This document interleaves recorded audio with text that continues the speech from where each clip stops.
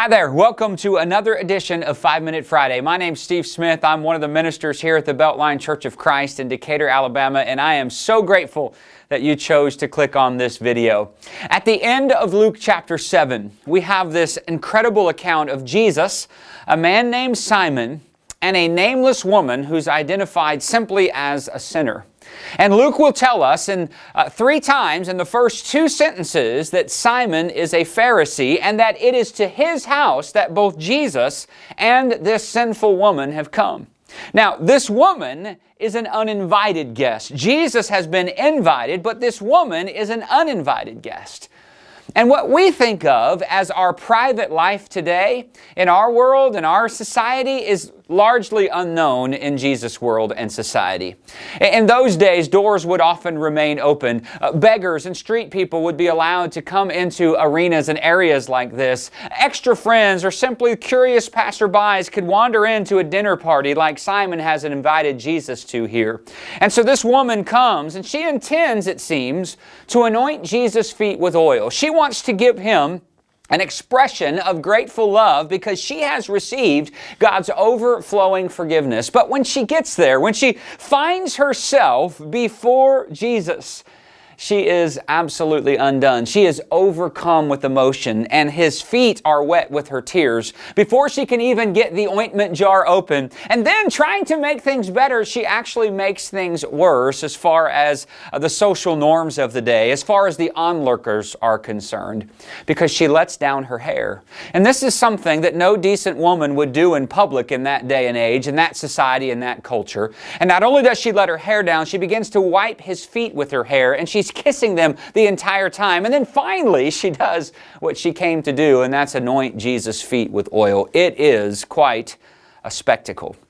And Luke, in this section of Scripture, and all throughout his gospel actually, is masterfully showing us what happens when God's love in the gospel interacts on a human situation.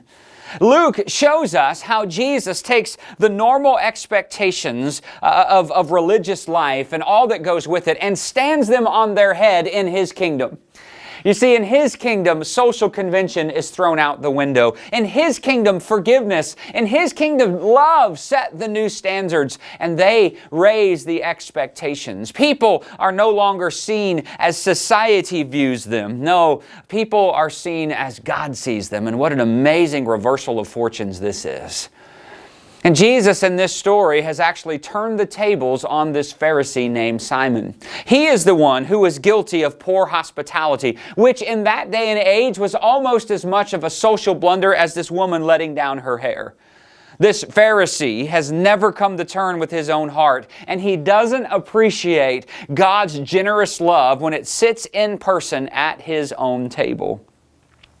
You see, for Luke, true faith is what happens when someone looks at Jesus and discovers God's forgiveness. And the sign of proof, the proof of this faith is an outpouring of love like we see with this forgiven, sinful woman.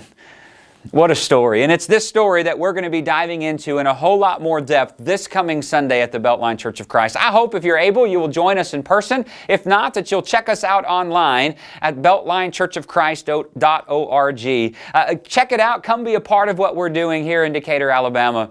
Until then, I hope that you'll put in a good word for Jesus everywhere you go. I hope that you'll begin to live out those new kingdom ideals, God's kingdom ideals, where forgiveness and mercy and grace reign from us to those around us. And most of all, I pray that you will find your life in Jesus Christ. If we can help you, pray for you, if there's anything at all that we can do as a church family, we want to do that for you. Contact us. Let us know. And until we meet again, or until we meet for the first time, I pray that God will bless you and yours as you strive to live for Him. Have a great week, and I'll see you soon.